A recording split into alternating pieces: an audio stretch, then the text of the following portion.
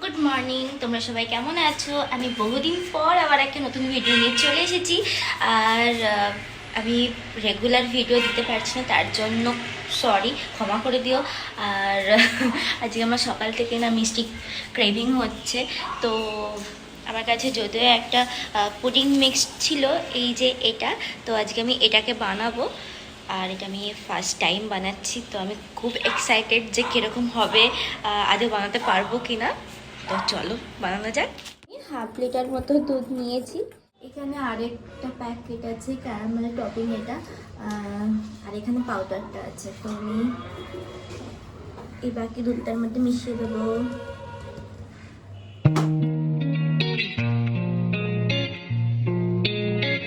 আমি দুটো বাটির মধ্যে পুডিং বসাবো।